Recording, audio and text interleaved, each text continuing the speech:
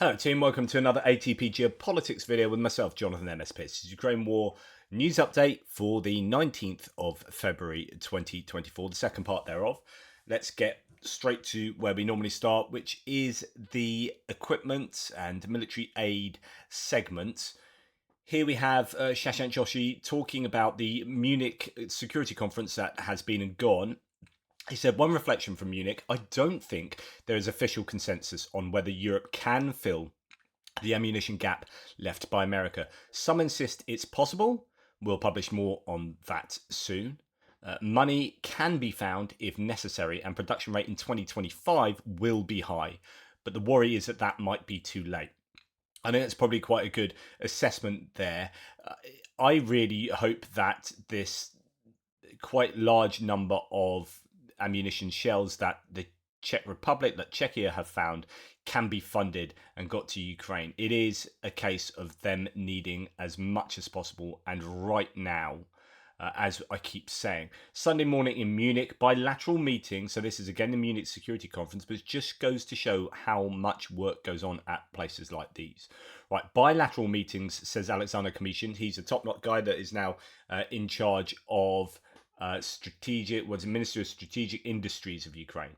So he met with 17 German defense companies one by one. So those that operate in Ukraine and those that are planning to start, those seeking partners and those establishing their own ventures. Grateful to every one of them. Now, I wonder if he just meant German concerns.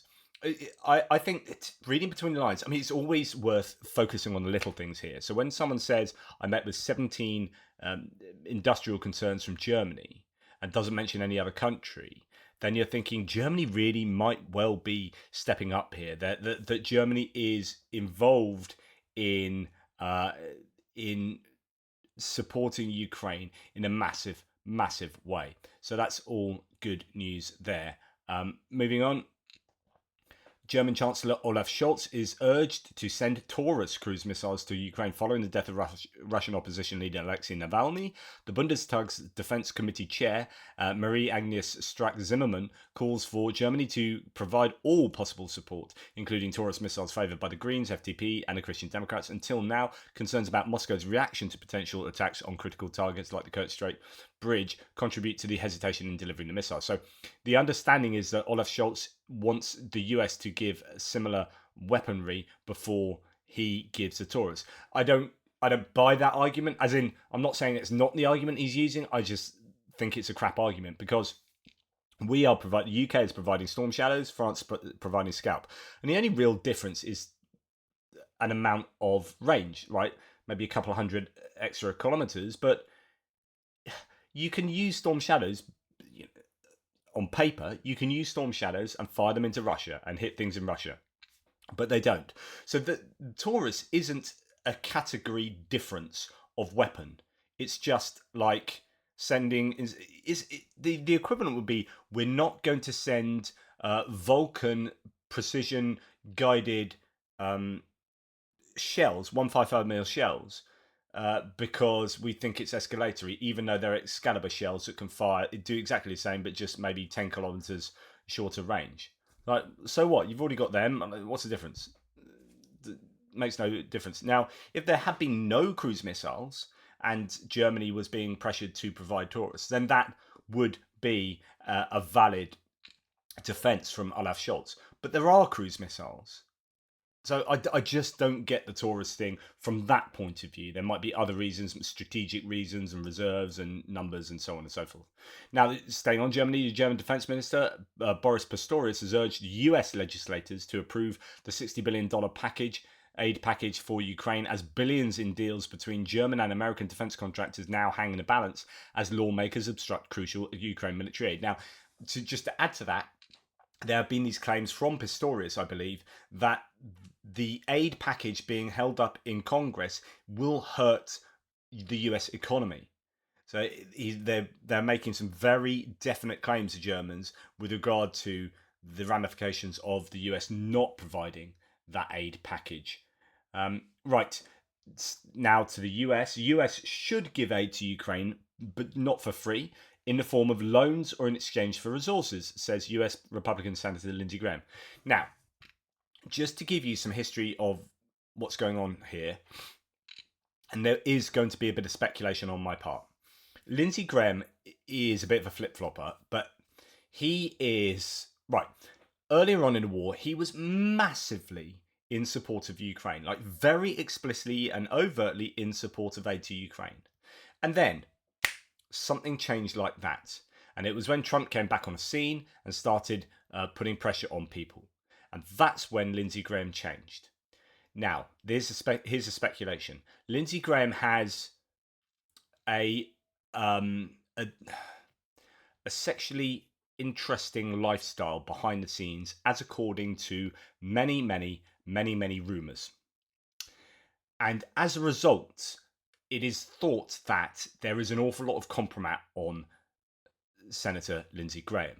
And so when he does a turn on a sixpence, my speculation is there's almost certainly something being held over him. He's one of the easiest people, I guess, to hold things over, especially in the Republican Party, especially in a party that holds, heterosexual normativity as a kind of as a golden ticket, right?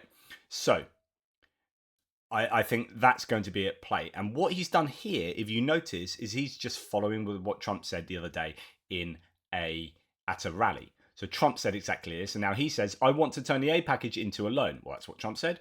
We have a $34 trillion debt. Ukraine has minerals. They have a lot of resources. This is Trump's idea. There you go, he admits it. If it is adopted, I think you can get a lot of votes in the House of Representatives and the Senate, Graham believes. Now, he may be onto something there. I'm not denying that this isn't a decent enough proposal. However, it is just an example of how he's become a sort of Trump lapdog in his approach here. Now, in an address to Congress from an American soldier, this one's been doing the rounds, by the way, so I thought I'd better share it with you, who is helping the Ukrainian brigade, an elite Ukrainian brigade. This is John Jackie Roberts. He says the following, and this is quite a big sort of letter that he's sent here, so I'll just pick a few bits out. So he starts off by explaining who he is, that he's taught soldiers, and what he teaches his students, etc., and about shaping operations. And he then goes on to say, on the ground in Avdiivka, where he's been fighting, we felt the results of current American politics with full force. We are accustomed to fighting with less artillery than the Russians. We have already developed clever ways of using precision fire to counter Russian artillery. Our artillery soldiers use their American-provided weapons efficiently and effectively to batter the second largest military in the world, so that our assaulters have cover while they pierce them like needles to rapidly cut the Russian forces' critical arteries. This week, our ammunition has effectively stopped. Our precision scalpel cannot cut. We're used to fighting under strength. We are intelligently adapted and trained to push ourselves to the highest level of combat performance, but we cannot deliver miracles. We have already delivered many miracles in this war, and I'm sure we will continue to do so, but hoping for miracles is not a reliable way to win a war. I'm extremely disappointed in the super minority decision to block military aid to Ukraine in our American Congress. More than that, I need to go pray and say goodbye to more of my students and friends. So this is costing lives, and it is obviously very difficult for him. He goes on to say, talk about these soldiers, men and women, are incredible people. So on and so forth. Extremely disappointed, though, he continues, in a super minority decision in our House of Congress to block funding for Ukraine. And they have said that we need this or that, border security or healthcare, or whatever you want to say. It is clear to me that this is solely about Ukraine. It's exactly what I've been saying recently. It's nothing to do with the border. They are completely unconnected, and yet they are only really holding Ukraine aid up in terms of the border. They see Ukraine as a partisan issue now, and they're using it as sole leverage. And there you go. So he says, it's solely about Ukraine. We didn't have proper border security or healthcare in 2010 either, or 2000, 1990, 1980, 1970, 1960, 1950. Our decision and ability as Americans to have funding for something we supposedly want has nothing to do with enabling Ukraine's current defense. The problems of America that this super minority in the House of Congress are citing in order to block funding are enduring since the founding of our American nation in the 1700s. They have nothing to do with Ukraine in 2024. So on and so forth. forth. I mean, he goes on and on. This is a huge attack on the impasse in Congress, and I think it's well put together. And it's worth reading all of it, but I obviously don't want to bog this down. But he goes to town on that impasse, and that's coming from an American fighter fighting on the front lines himself in Avdiivka. Right, good news here to a degree.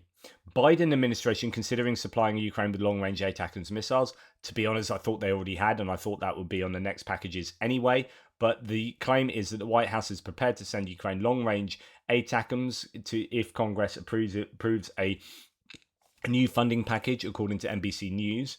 After months of deliberation, the US delivered ATACMS missiles to Ukraine in October. Goodness me, that seems a long time ago now, doesn't it? But they were an older model with a range of 165 kilometers. Newer variants of the ATACMS have a maximum range of around 300 kilometers and have so far not been provided to Ukraine. US officials told NBC that the administration of US President Joe Biden is prepared to send Ukraine the longer range ATACMS variation in one of the first aid packages if Congress passes the funding bill. Congress need to pass a funding bill. That's that. France intends to transfer a new generation of kamikaze drones to Ukraine, which are still being tested, said the head of French Ministry of Defense, Sébastien Lecornu. Quote, Ukraine will be one of the first to receive these drones in the coming weeks, says Lecornu. This will allow to test the drone on the battlefield, he said. And in the same kind of vein as that, this is from Mikhailo Fedorov, the Minister of Digitalization. In a few months, Ukrainian forces will receive hundreds of kamikaze drones, which were developed by Ukraine based on a Russian Lancet. During the testing phase, 2 of our 4 variants were successfully tested. So I presume 50% of those tested passed, and they're going to build those at scale. They are producing their own kamikaze drones as well as receiving some from France. And indeed, Russians have published footage of a fallen kamikaze drone as claimed in Novoazovsk, Donetsk region, 95 to 100 kilometers from the front line. The kamikaze drone is a modified British dual jet, and that's what it looks like. Dual jet training target Banshee Jet 80 plus.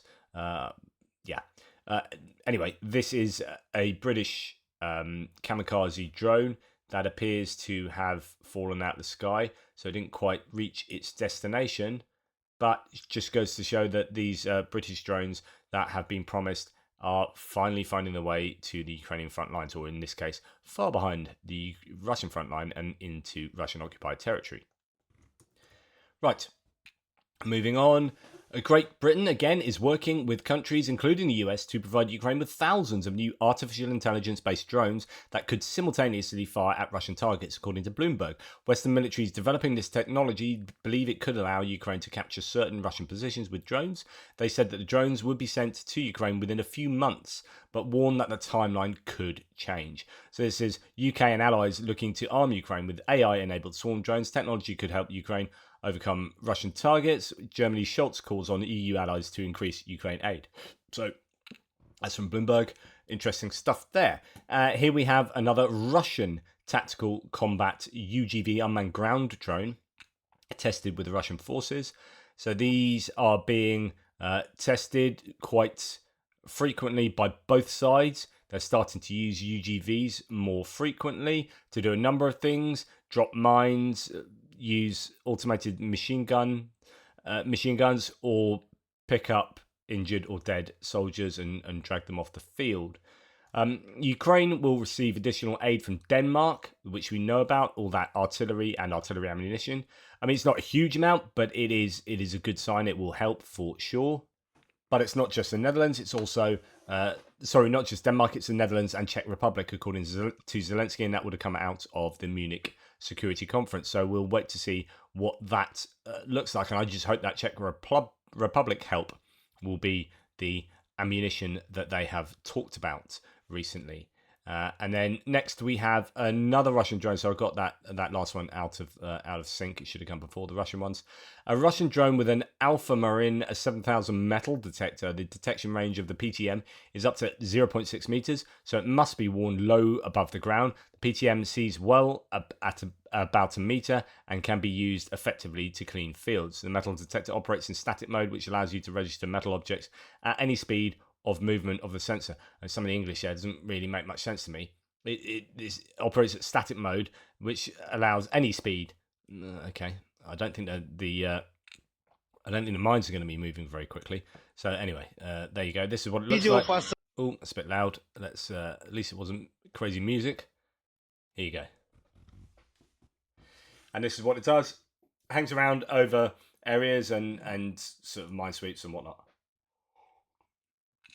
Just another example of how drones are being developed. There's this evolution of drone capability that we're seeing for both sides. Right. Already mentioned this in my previous video, but there is a new research poll out saying 74% of Americans view the Ukraine war as important to the US national interest, with 43% describing it as very important. This is Pew Research Center. Divided by parties, 81% of Democrats and 69% of Republicans see the war as important to US national interests. But that 69% of Republicans is a significant majority still. And I think the MAGA Republican wing of the Republican Party is outsized in its positioning and in its influence, and is not representing the majority of Republican voters. And I wonder whether that could cause it to come a little unstuck. I know people on my, some of you viewers who are Republicans have told me, yeah, I'm not going to vote Trump, but I am a Republican. I'm a Reagan Republican or similar, and at the moment the party isn't talking to me in this aspect, and there needs to be something else. I'm a big fan of Nikki Haley or something else like that. So there is an appetite for a Republican candidate who is pro-Ukraine. There is an appetite for pro-Ukrainian policy making. It's just frustrating. It's not able to cut through some of the media reporting, such as from certain media outlets that seem to be very pro-Trump. And in the same vein, again, JD Vance, who is himself a veteran, so it's really frustrating that someone to have these views, says he didn't attend a meeting with Zelensky because he didn't think he would learn anything new. I talked to those senators who bothered to show up. Vance would have learned exactly how his opposition to aid Ukraine is costing lives on the battlefield, and how his perception of the situation on the ground is badly mistaken. His perspective is not underrepresented, it's just uninformed by his own choosing. Actually, I've read a lot of JD Vance's tweets recently, and the guy is a grade A wingnut and just needs to be voted out as far as I'm concerned. He is I'm not a fan. So, Senator JD Vance, acknowledging his perspective is underrepresented here, says it's underrepresented in the Munich Security Conference because your position is pro-Russian, you dolt. That's why it's underrepresented, because most people in politics around the world, and particularly European-based, are not going to be spouting Kremlin propaganda, but you are. So that's why your position is underrepresented, because most people have got a better grasp of reality than you. He says that the US should be pushing for a negotiated settlement to the Ukraine war. In other words, the translation of that is the US should be pushing to get Russia broadly what it wants. Honestly, people like this should be exiled, in my opinion. If I was American, I would be I am incensed, but I would be completely incensed that one of my politicians was advocating for pro-Russian positions. What has the world come to? What has the US come to in particular when people like him get to say stuff like this? Vance also tells me he didn't join the Zelensky meeting because he didn't think he would learn anything new. Well, do you know what? Jog on, mate.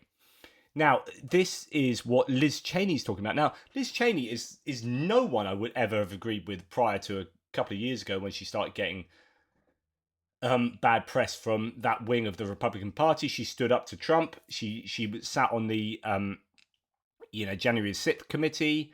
Her and Adam Kinzinger were very stalwart in their criticisms of Trump, and she is now very openly talking about how there is a pro-Putin wing of the Republican Party. Now, some of you Republicans out there might go, "Oh, stop trashing on the Republicans, blah blah blah blah blah." But when you listen to what JD Vance says, and he's not the only one, when you listen to what Rand Paul has said, when you listen to what Mike Lee has said, Senator Mike Lee, these people, and Marjorie Taylor Greene, etc., these people are spouting direct Putin propaganda. And so she's absolutely right. So, as Chris Shelton here says, Putin winning the Republican Party, can you imagine what the Republicans of the 80s and 90s would think of what this, he says, corrupted, treasonous party has become, of the Americans who have been turned into Putin ass kissers? It's so gross how far we've fallen as a country. So let's listen to what she has to say, see if you agree or not. I'm very interested. Her book is going to be the next book I read. And, again, not someone who I'd previously have read, but I'm interested to read her book. It is apparently very good. I'm going to get that as an audio book and chomp through that, hopefully. I'm still reading Jessica Arrow's book, Putin's Trolls, which is very good. But I'm very short on time. He's basically made clear that under a Trump administration, the United States is unlikely to keep its NATO commitments. And I think that Republicans who understand the importance of the national security situation, who continue to support him, are similarly going to be held to account. When you think about Donald Trump, for example, pledging retribution, what Vladimir Putin did to Navalny is what retribution looks like in a country where the leader is not subject to the rule of law. And I think that we have to take Donald Trump very seriously. We have to take seriously the extent to which, you've now got a Putin wing of the Republican Party. I believe the issue this election cycle is making sure the Putin wing of the Republican Party does not take over the West Wing of the White House. He's basically made... I think that's absolutely correct, and it is a worry I have. I am absolutely petrified that the Putin information machine has insidiously spread its poisonous tendrils into the political cloisters of the US and other countries around the world. And I think this is one of the biggest challenges, politically speaking, to us going forward. Right, Robbie Gramer here says, if or when Sweden joins NATO this year, 20 NATO allies will meet the alliance's 2% of GDP defence spending benchmark, according to Sweden's defence minister telling Jack Detch. In 2014, only 3 members did. And I keep having to speak to people on my threads about this who are either denying it or trying to go down that kind of Trumpian route. But my view is that you cannot say Europe is X with NATO or Europe is Y. European NATO countries, of which there, most of the 30 nations are European nations. They are a mix of nations, and some are doing over 2%, some doing more than the US, or one doing more than the US, and others are under 2%. But to say Europe is X is incorrect. You need to be more nuanced than that, and I think it's very simplistic of people to criticise Europe with regard to NATO, especially given the huge change. And the other thing I'll say, some very sort of pro-Trump people on my threads say, well, this is as a direct result of Trump criticising NATO a couple of years ago, or however long it was ago. Not a couple of years ago, it's more than that. It's when he was president, so 2018 or whatever. Actually, it's not. If you look at the data, the uptick happened, I wonder when it was, February 2024 onwards. Sorry, February 2022 onwards. So the percentage change and why Europe has started paying more is as a direct result of Russia invading Ukraine. It's nothing to do with the rhetoric from Trump. Although that I'm not denying that what he said was correct, by the way, that Europe did need to pay more, and they did, and they still do. But again, I've fallen into that trap of saying Europe instead of certain nations in Europe definitely do. Now, the main trigger point there, though, was the start of the invasion. Now, Hungary's cabinet ministers refused to meet the US senators who came to Budapest to discuss Sweden's application for NATO membership. According to the Washington Post, a bipartisan delegation of US senators made an official visit to the Hungarian capital on February the 18th and called on Viktor Orban's government to immediately approve an application by Sweden to join NATO. However, all members of the government declined the offer to meet with the senators. Wow, that tells you all you need to know about Viktor Orban and his ruling government and the Fidesz party. Absolute shocker there. The Washington Post again reporting that the EU is discussing an alternative to NATO in case Trump wins the US election. So, and again, why do I keep talking about Trump? Well, because the rest of the world is talking about Trump. And indeed, when the EU is deciding whether they should create an entirely new NATO because they think Trump might pull the US out of NATO, then it is incumbent upon me to communicate that to you.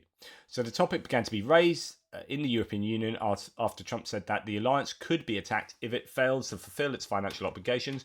The publication specifies the creation of a continent-wide complement to NATO is being discussed, which will work both in conjunction with the US security guarantees and in case they are cancelled. And again, the Washington Post has gained access to Russian documents proving the Kremlin is organizing a large-scale disinformation campaign in Ukraine, Europe, and around the world. As part of this campaign, tens of thousands of manipulative media publications, fake news, and social media posts from the army of Russian trolls were released. The purpose of these publications is to discredit the Ukrainian leadership, split the elite, demoralize the troops, and disorient the Ukrainians. P.S. What's the West doing and when? This again goes into my biggest concern. This is the information war that is being waged and has been waged very successfully by the Russians for quite some time. Now, Die Welt, the German media organization, reports that Biden proposed Ursula von der Leyen as NATO Secretary General, and I reported this yesterday, but there's a bit more confirmation of this. But Olaf Scholz, the German leader, refused because she, quote, is too often critical towards Moscow, which could become a disadvantage in the long term. There are a number of names being touted as potential replacements to Jens Stoltenberg. Ukraine is conducting negotiations on the signing of security agreements with Japan, Canada, USA, and Poland, according to the head of one of the committees of the Verkhovna Rada. So these security guarantees are, I think, going to be very important going forward. Post-peace negotiations, eventually that will happen. That should mean that there is good enough deterrent to keep Russia at bay from taking further chunks out of Ukraine. And finally, the Belarusian authorities want to introduce punishment for being child-free. According to Prosecutor General of Belarus, Andrei Shved, a draft law establishing administrative responsibility for the propaganda of abnormal relationships, paedophilia, voluntary childlessness. Oh my goodness, imagine putting those two things in the same category. Yeah, I'm not going to have kids because, X, Y, and Z. Or I'm going to fiddle with kids because I'm a moral monster. Yeah, what? Anyway, it's been prepared. And this just shows how desperate they are for people. As the war has gone on, I mean, this is Belarus and not Russia. But it wouldn't surprise me if this kind of thing came in from Russia. They need people going forward. They've got a demographic cliff edge coming up, as arguably do many countries in the world, as we get a growing elderly population that will be needing to draw on welfare, and we have fewer and fewer people being sort of born as we get more educated, middle class or whatever in certain countries around the world. And instead of having a pyramid, we're starting to have something that looks a bit more like that. And having a society that looks like that means that you don't have enough people down here to support the people up here who are no longer working. And something has to change there, or it all comes tumbling down. Well, Belarus here are suggesting that childlessness is an abnormal relationship is going to be outlawed. He specified that the position of the authorities is to prevent even discussion of such topics. I mean, goodness me. You look at things like Gilead in Handmaid's Tale and stuff like that, and you think, oh, that'd never be reality. And then you look at how certain laws have been changed around the world, both in say the States, Belarus, Russia, and you think, do you know what? Yeah, we're not too far away from being completely mental. Earlier, Lukashenko said that Western trend for child-free and any popularization of this idea in Belarus would be prohibited. Anyway, after that delightful news, that's what freedom looks like. in Belarus. Thank you for watching. Please like, subscribe, and share. Really appreciate all your support. Take care. Speak soon.